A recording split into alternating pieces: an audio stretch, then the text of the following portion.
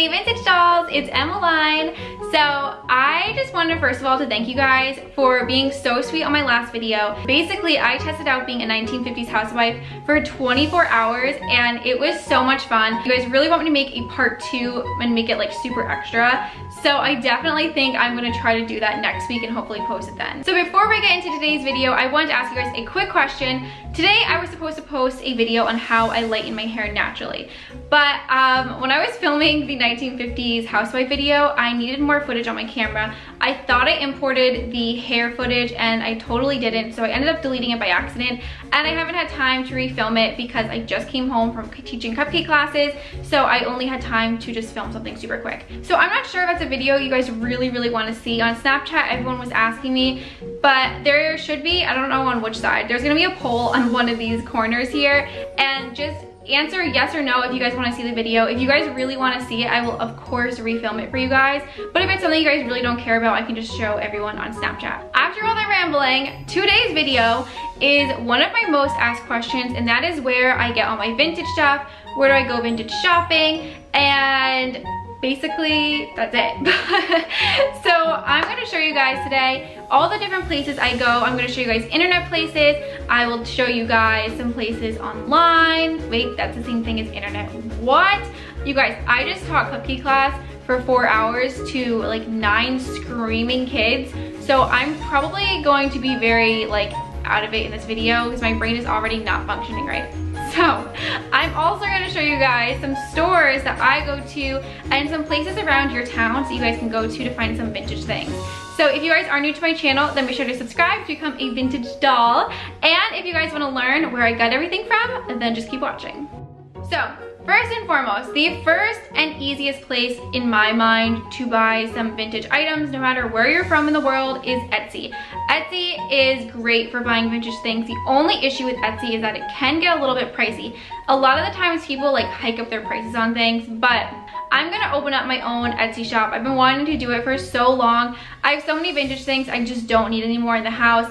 And I also had this really cool idea. I thought maybe once a week or something like that, I could go vintage shopping, vlog it, take you guys with me, and then whatever I buy, I could put on the Etsy shop. That way, like after the vlog, I'll be like, okay, this stuff is all up on the Etsy shop if you guys want it. So let me know if you guys like that idea because I would 100% do it. So Etsy is a great place to buy things. The next place that's another great place to buy vintage items is eBay and Craigslist.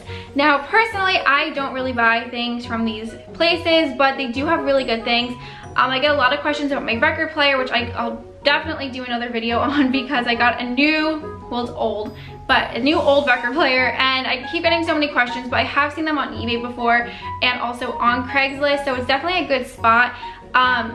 I actually broke these like little adorable salt and pepper shakers when I was moving into my condo here, and I was so upset, and I actually found them on eBay. So it is a great place, but like I said, I really just don't shop on those places. The next online store you guys can get stuff from is Amazon. And I know it's so weird because you normally don't think like vintage on Amazon. I didn't either, but there was, wait, actually, do I have it? Hold on, let me go grab it. This book is super adorable. It's a Snow White book. And when I was making my Disney princess vintage room, I was like, I need some like old Disney things for my room. So I saw this on Etsy for almost $20, and the shipping on Etsy was like $6. So it was gonna be almost $30 for this book. And then I found another seller who was selling it for like 15 or 17, something like that. And I was just like, oh, I don't wanna spend all this money on one like little decoration for my room.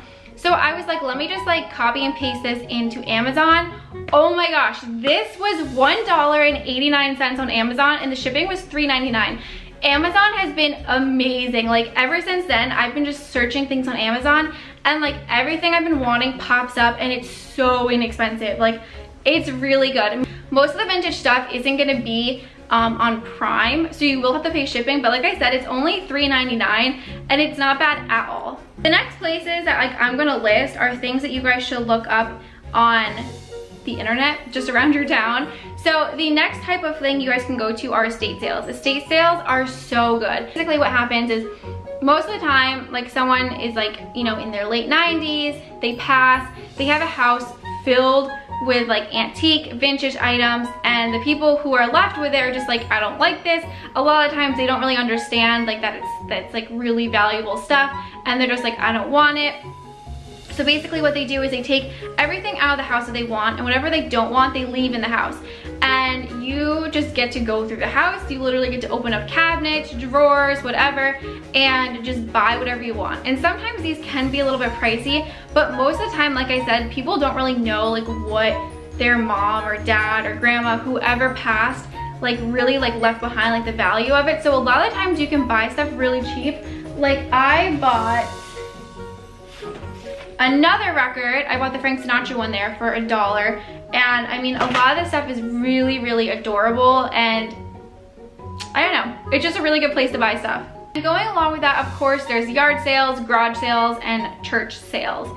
So yard sales, garage sales, kind of the same thing. Just go to your, I don't know why I keep saying go to the internet and just type in like local garage sales, or like garage sales in whatever town you live in, yard sales in whatever, or like just type in church sales, and you guys will find, I'm sure, tons of them, especially now that it's summertime. People are having a lot of these yard sales, garage sales, stuff like that, and you guys will definitely find stuff there. And the stuff's gonna be cheap. It's really not gonna be expensive because people just want to get rid of stuff, and you can also bargain with them too, which is great. Next place is flea markets. Flea markets are so much fun. You might have to travel maybe a little bit to get to one, but I know like everywhere has flea markets, whether it's in your town that you live in, whether it's, you know, like the next city over, whatever. A lot of places have flea markets, and they're really good. There's the Brooklyn Flea, which is obviously in Brooklyn, but they have a lot of cute things. And last but not least, of course, there are antique shops. A lot of people always ask me how I got into vintage shopping. So when I was younger, my parents used to always, like, I mean, since I was a baby, parents would drive me to antique shops. I hated it. I was like, antique shops are gross. They're dirty, they're smelly, these are like all old things. My parents were always really into like the dark antiques and like all the Victorian kind of stuff, which now I do appreciate more, but when I was younger, I hated it. I was in 5th grade, I became obsessed with Audrey Hepburn, like obsessed with her. And I remember we went antique shopping, and I found like a pink and blue like pastel vintagey things. And I was like, oh, I was literally mind blown, because I had no idea that like pink and blue and like pastel vintage items existed. And when I found them, I could not stop buying them, and now that's why my house is literally packed with this stuff. Like everything in my house is old, and I love it. It makes me so happy. Antique stores are a given. Basically, once again, you guys can just go type in antique stores near me, and you guys will find tons of them.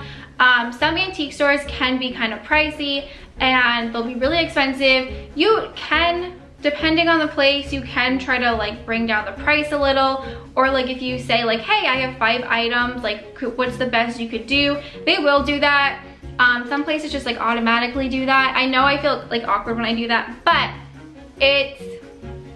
it's worth a shot just to try it out. And I love antique shopping because it's so fun to go to all the different places and just kind of like go through everything and just make a whole day of it. It's so much fun. So that is it for today's video. I hope you guys enjoyed this. I really hope it was helpful. Let me know if you guys have any questions or anything else that I can help you guys with. So I hope you guys are all having a lovely day, and I'll talk to you guys next time.